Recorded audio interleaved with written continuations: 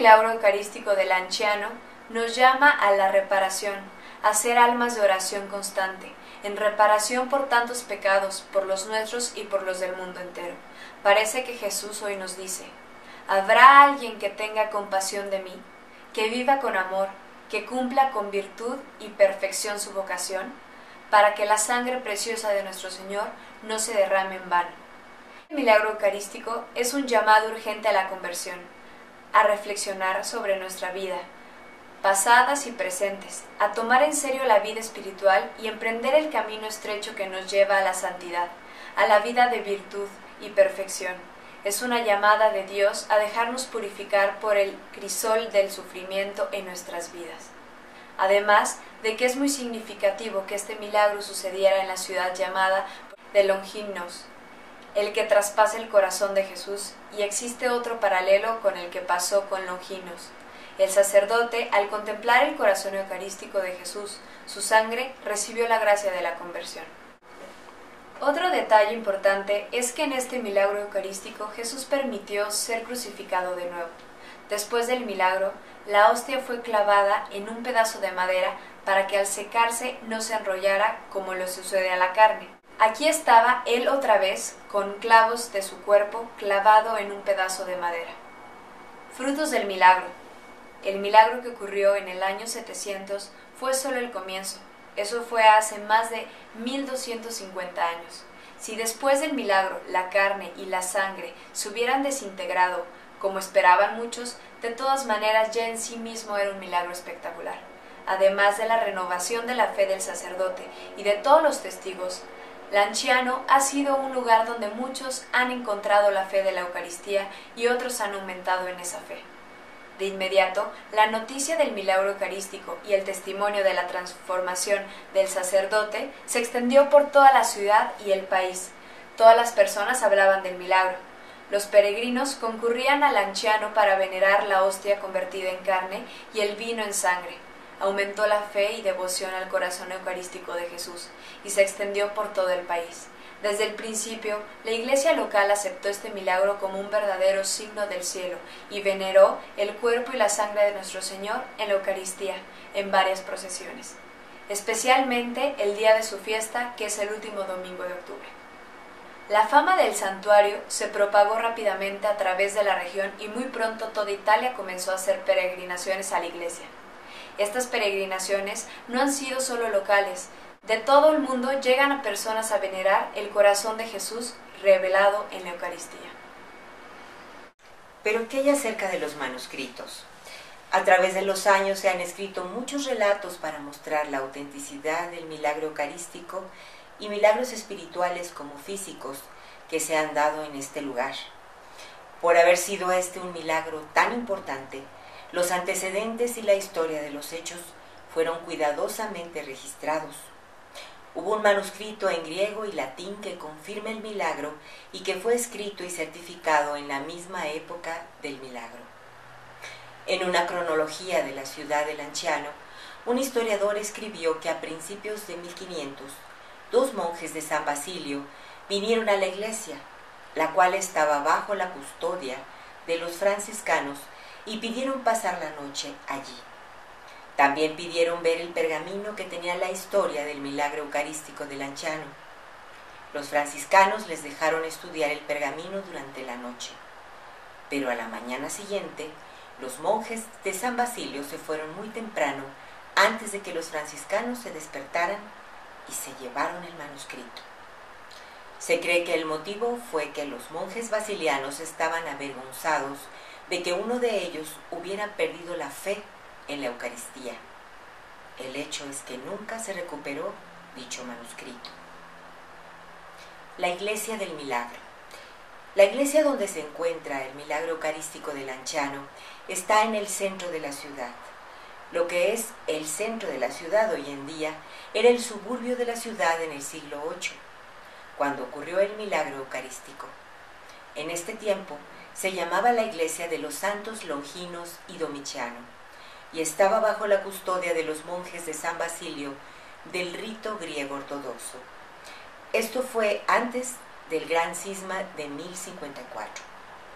Esta iglesia del milagro permaneció bajo la custodia de los monjes de San Basilio hasta 1176, que fue cuando los benedictinos llegaron. El edificio se había deteriorado mucho y los benedictinos no estaban muy animados a cuidar de él. Los frailes menores conventuales franciscanos, sin embargo, querían custodiar el relicario. Uno de sus benefactores, el obispo Landulfo, fue nombrado obispo de Chieti y les dio el santuario. En el año de 1252, los benedictinos se fueron y los franciscanos se hicieron cargo de todo con bula pontificia del 12 de mayo de 1252. En 1258, los franciscanos edificaron la iglesia actual en el lugar de la iglesia original del San Legonciano. Esta fue transformada en el año 1700 del estilo romántico gótico al barroco. En 1515, el Papa Leo X hizo de Lanciano una sede episcopal, responsabilidad directa de Roma. En 1562, el Papa Pío IV escribió una bula papal, elevándola a la sede con los raccomandati, un grupo selecto de la ciudad que pensaban que eran mejores que todo el mundo. Trataron de quitar de la iglesia a los franciscanos, poniéndole una demanda a la iglesia original de San Longinos, sobre la cual fue edificada la iglesia franciscana. Si hubiera ganado, hubieran tenido las dos iglesias. El 25 de junio de 1672, el Papa Clemente X declaró el altar del milagro eucarístico como un altar privilegiado en el 8º día de los difuntos y en todos los lunes del año. El Señor intervino por medio del cardenal Gianetti de la Sagrada Congregación de Obispos y Religiosos y los franciscanos ganaron el caso. Inmediatamente aplicaron para obtener el escrito oficial y 18 años más tarde, en 1684, se le concedió. Durante el tiempo de Napoleón, en 1809, los franciscanos fueron arrojados de la ciudad, pero volvieron con un triunfo solemne el 21 de junio de 1953. Diferentes lugares de veneración dentro de la iglesia. A través de los años, el milagro eucarístico fue colocado en diferentes lugares en la iglesia de San Francisco. En 1566, la amenaza de los turcos se hizo dominante a través de la costa adriática. Por medidas de seguridad, el milagro eucarístico fue sacado de su capilla y fue guardado en el otro lado de la iglesia.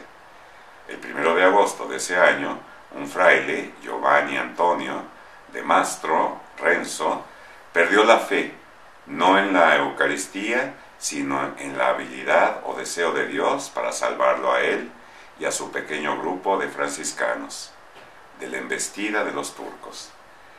El fraile, viendo la necesidad de salvar el milagro eucarístico de los turcos, cogió el relicario que contenía la carne y la sangre del Señor, y con sus frailes desapareció de la ciudad. Caminaron toda la noche. Antes del amanecer, el fraile Giovanni sintió que ya había suficiente distancia entre ellos y el enemigo, y les ordenó a sus frailes que descansaran.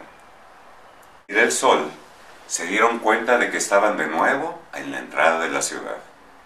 Creyeron que el Señor había intervenido porque quería que el milagro eucarístico de Lanciano fuera un signo de seguridad para las personas de la ciudad, un signo de que Dios no los había abandonado. Los frailes quedaron llenos del Espíritu Santo y ofrecieron permanecer en la iglesia y proteger el milagro eucarístico con sus vidas. Según esto ocurría, el Señor los protegía del mal, igual que a la ciudad de Lanciano y al milagro eucarístico. La carne y la sangre de nuestro Señor permanecieron guardadas hasta 1636, a pesar de que la amenaza de invasión de los turcos había desaparecido. En ese tiempo el milagro eucarístico fue transferido al lado derecho del altar, encerrado en un tabernáculo de hierro. Había 4 llaves para la bóveda. cada una guardada por diferentes personas de la ciudad. Esta fue llamada la Capilla Valseca, en honor de su benefactor.